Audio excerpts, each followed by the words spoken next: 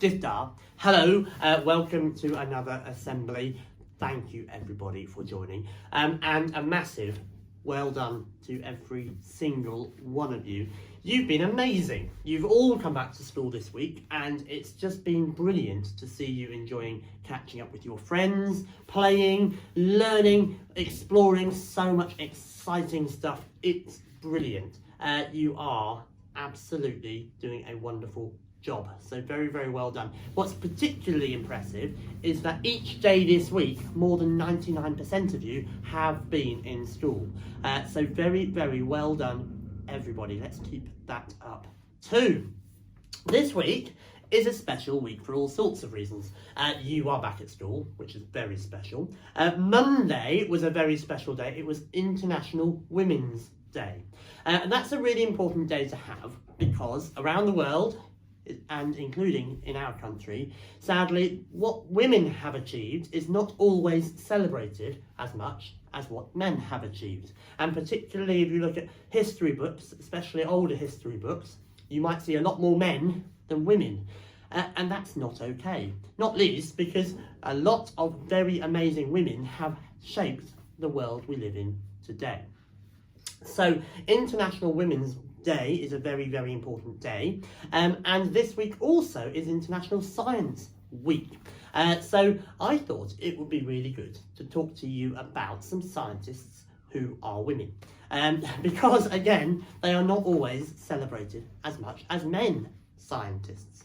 And one of my favourite scientists ever is Mary Anning, and there's a picture of her here. And Mary Anning was born not so far away, about 130 miles away in that direction, in Lyme Regis, which is in Dorset. And she was born in 1799, and she was a very, very clever scientist, and she learned a lot about fossils. And I thought she was an interesting person to think about because you yourselves can also go fossil hunting because you live in a place where there are lots of rocks and lots of beaches. And what Mary Anning did was she would go on long walks with her dog and she would collect all sorts of amazing rocks that may have fossils in them. And she would find those fossils and she learnt an enormous amount about dinosaurs, actual dinosaurs, and it was actually a family business that she had. She would sell those fossils to other people to pay for things that she needed to live. So it was a job that she had, but in doing that job, she actually made a huge contribution to how we understand dinosaurs today.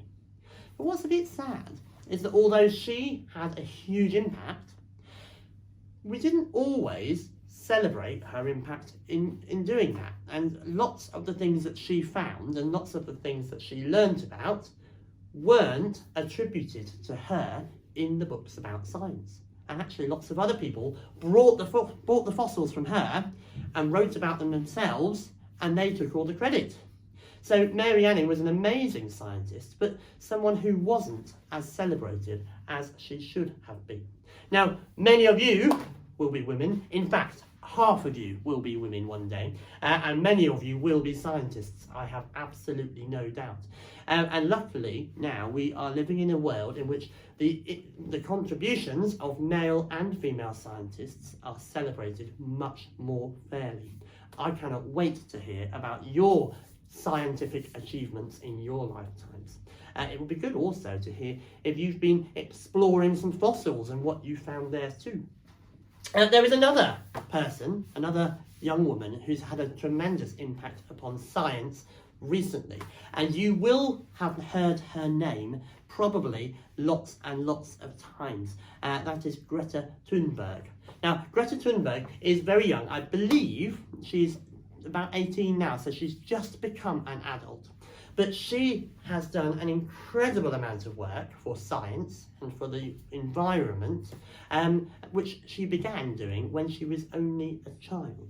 And again, she is female, and she has had an incredible impact on the world of science Some people still, because she is a child, or was a child, and perhaps because she is female as well, some people haven't always taken her as seriously as they should.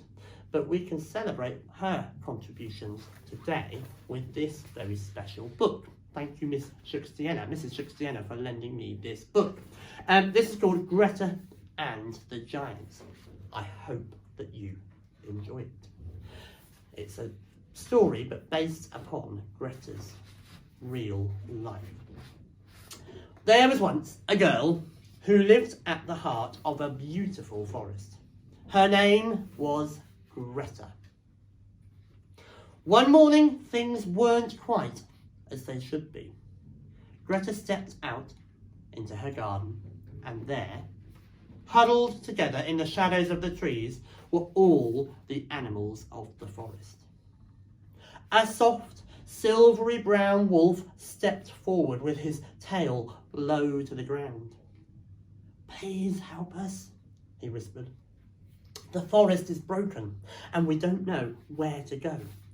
The giants are ruining our home." The giants had always been there for as long as Greta could remember, but now they were worse than ever. They were huge, lumbering oafs, and they were always busy. They chopped down trees to build homes. Then they chopped down more trees to build bigger homes. The houses grew into towns, and the towns grew into cities. They built factories and shops and cars and planes. They worked all day and all night, until eventually there was hardly any forest left. But the greedy giants had forgotten how wonderful the forest was. They didn't see all the little birds and bugs and butterflies and bears that trembled in the shadows.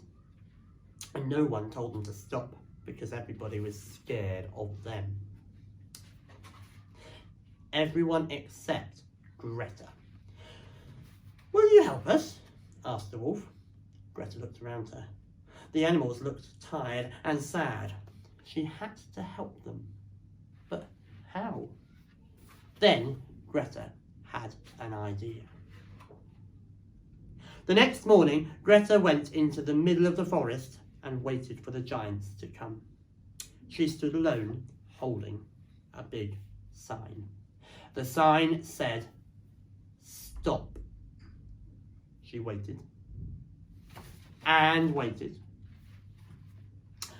On the first day, the giants didn't see her and lumbered on by. And on the second, and on the third too. But on the fourth day, something strange happened. A little boy who had been watching Greta made a sign and came and sat down next to her. He didn't say much, but Greta knew he felt like she did.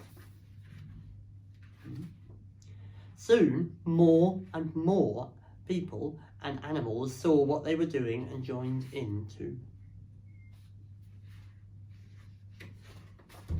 Before long, a huge crowd filled the forest. Stretching out to the city and to the roads beyond, they stood together and waited. The crowd was so huge that the giants were stopped in their tracks.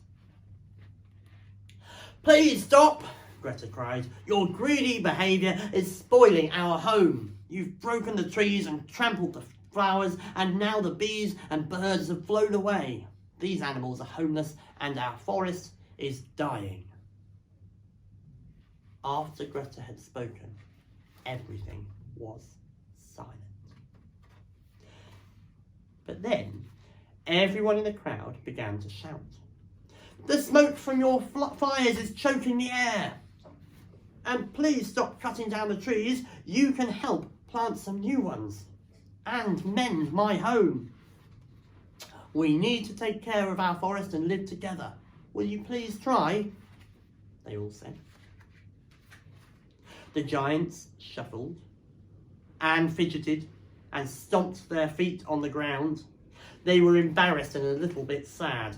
You see, the giants were so busy building, they didn't see what they were doing to the forest or the animals who lived there. The giants felt terrible. We're sorry, they said, and they promised to try harder. So, from that day on, the greedy giants weren't so greedy. They slowed down and learned to sit quietly. They stopped working all the time and instead took up new hobbies.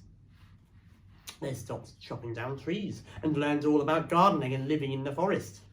They cooked, repaired, tidied and shared, and before too long, the forest became more beautiful than they could have ever imagined. Now in real life, Greta Thunberg has had an incredible impact on the environment and upon how we understand how we can help the environment. She has made a huge difference, and just like in that story, she has grown and grown a huge amount of people around the world who are also championing the needs of the world and the environment. So she's done an amazing job. Thank you very much, everyone, for listening to that. Now, we haven't at school this week done a huge amount of learning with Science Week, and that's because our main focus this week was getting you back into school and having a great time. We are planning a special week, a STEM week. So a science, a technology, an engineering and a maths week in a couple of weeks' time. And you in your classes and outside will be doing all sorts of very exciting learning around those areas and around science. So that's something very exciting to look forward to. In the meantime, please let me know what you've been up to around science. Maybe you've been exploring fossils like Mary Annie. Maybe you've been telling other people about the environment like Greta Thunberg. It would be wonderful to hear and see what you've been up to, so keep on sending it in. Well done again this week. You've been amazing. Have a massive rest this weekend, please. You deserve it, and you might be a bit tired. And we look forward to seeing you on Monday morning. All right, see you soon. Bye-bye.